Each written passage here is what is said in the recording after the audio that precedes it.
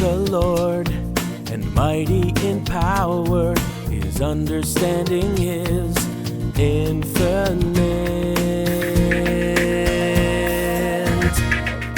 Great is the Lord.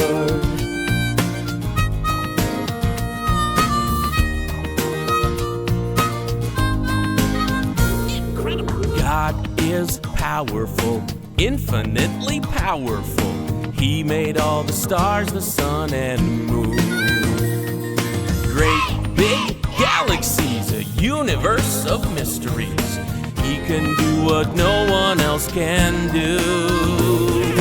Great is the Lord, and mighty in power. His understanding is infinite. Great is the Lord.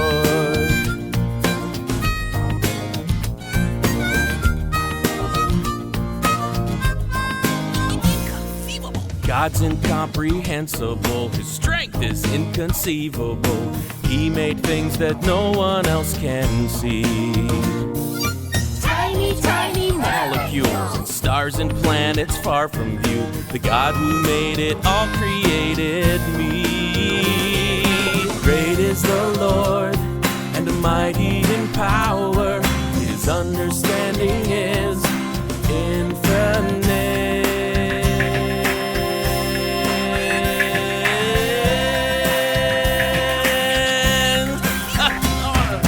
Great is the Lord.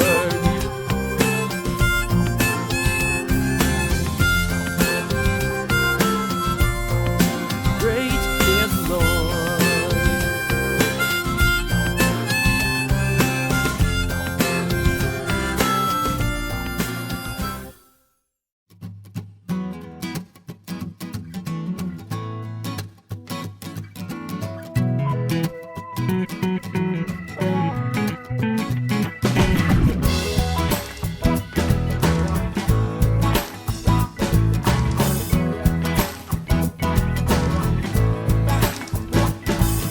A book of books is what it took for God to get His message to us.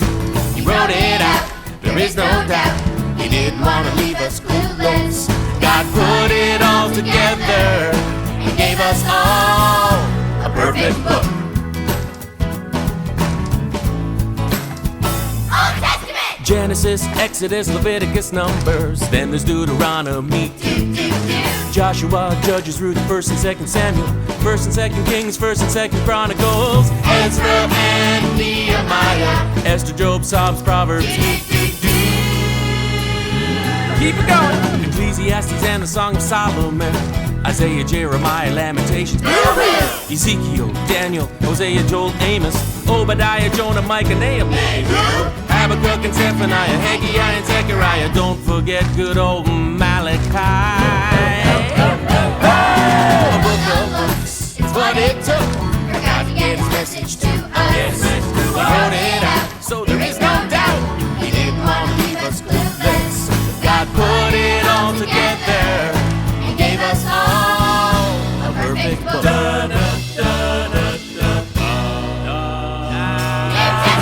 Matthew, Mark, Luke, John, Acts, and Romans, 1st and 2nd Corinthians, Galatians, Ephesians, Philippians, Colossians, 1st and 2nd Thessalonians, 1st and 2nd Timothy, Titus, Philemon, Hebrews, James, 1st and 2nd Peter, 1st and 2nd, 3rd John, Jude, and Revelation. That's what's in God's perfect book.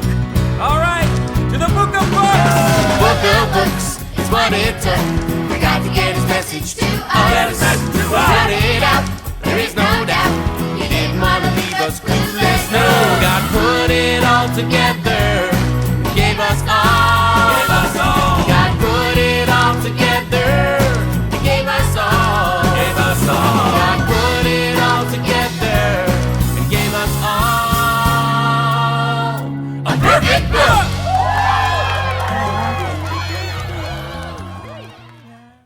All right, we are on to week 8. We have another week that we're hanging out with Andy McMartin. I'm very excited about this.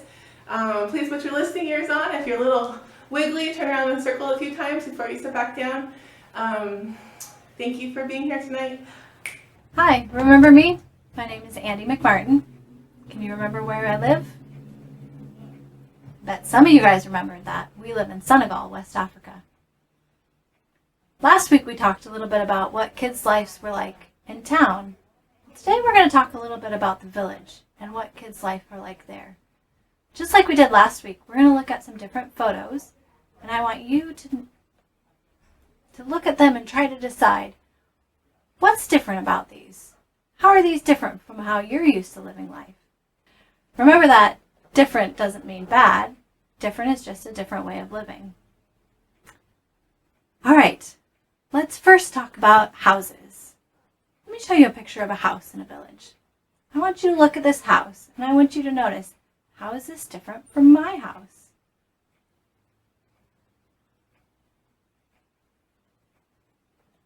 Did you notice anything different?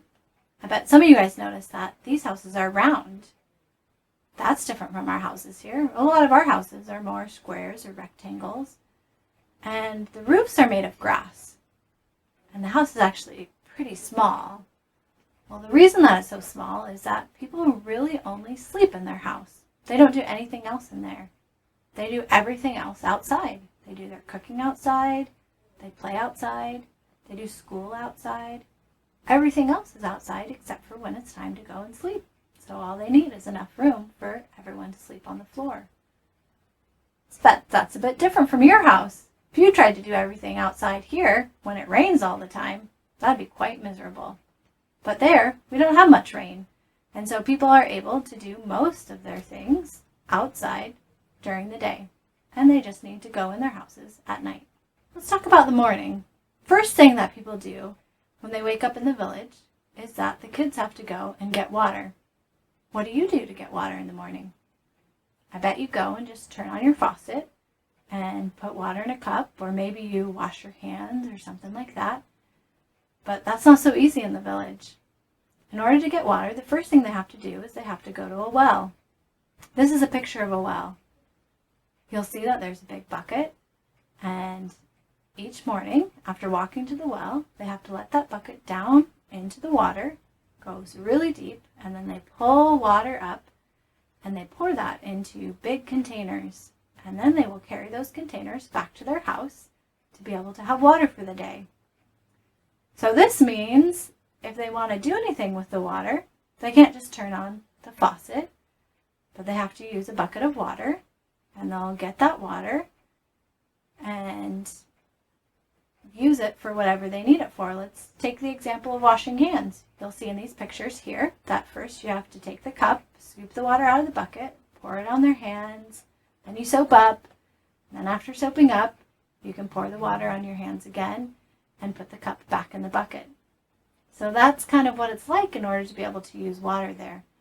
And so that's an important chore that all kids do every morning when they first wake up, is to go gather the water for the day.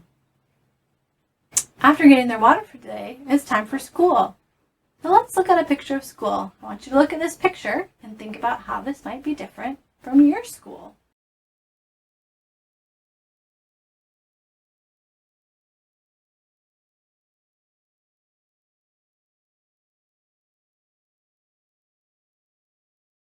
You might have noticed that there weren't any desks. There were just benches. And you might have noticed that there weren't any books or paper or things like that. That's right, because a lot of the schools in the villages will just use one big chalkboard in front.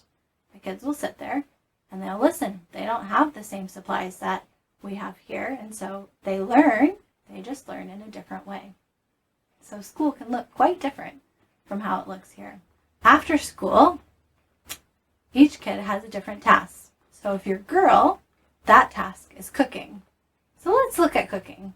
Here's a picture of someone cooking, and I want you to think, how is this different from how I might cook, or I might see my mom or dad cook here in America?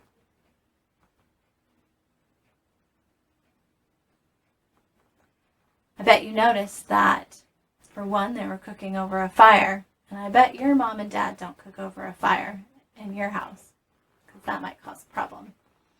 They cook over a fire outside, Now there's this big pot that they use, and they use a big spoon to mix that. It's quite a bit different from how we cook here, but yet it works for them. And every girl will start learning to cook from the age of 4 on. So any of you who are 4, 5, 6, 7, 8 will already know how to cook quite well. How about the boys? Well, the boys' jobs are to go out into the fields. So you can look at this picture here and see this is how the fields are plowed in West Africa. I'm guessing that not many of you have actually had a lot of experience working out in fields, but the chores that little boys will do is that they will plant, they will weed, and they will also gather crops when it's time. So again, that's an important aspect of life, and maybe something that we all don't know very much about here. Although some of you guys might be familiar with gardening and things like that. Here's another interesting thing. Here is a picture of a girl carrying something. I want you to look at how she's carrying something and see how that's different from how you might carry something. Did you notice that she was carrying everything on top of her head? Have you ever tried carrying things on top of your head? It's not as easy as it sounds. But, again, they began doing this at the age of 4.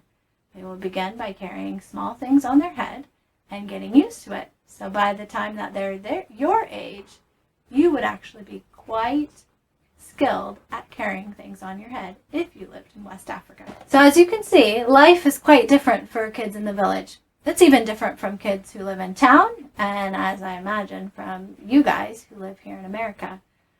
Most of the kids who live in the village have never actually even left their village. There are about 7 different villages around us who have a church, and so those churches each year are invited to come to our kids' camp. So for the kids who get to come, it's their very first time ever leaving their village. So not only do they get to participate in camp, but they also get to see things outside of their village for the very first time. Many of them have never seen the ocean. Many of them have never seen a town.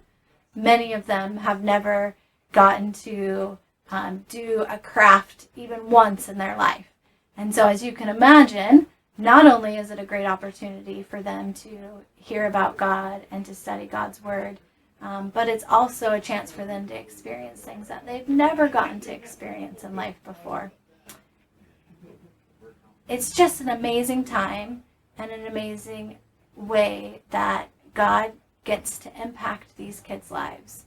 And so I am excited to be able to share a little bit about this with you today, for you guys to see a bit of what it looks like for kids in West Africa, for you guys to know a little bit more how to pray for these kids, pray for them to have the chance to hear about God, and to know that they can be saved by believing in Jesus. Pray for them to have the opportunity to be able to experience different things with other kids and to participate in kids camp. And pray for them as they continue to live their lives, which sometimes are difficult. Pray for them that the churches that are in their village would continue to be able to teach them and help them to grow in their understanding of God and who He is. Thanks for letting me share with you today.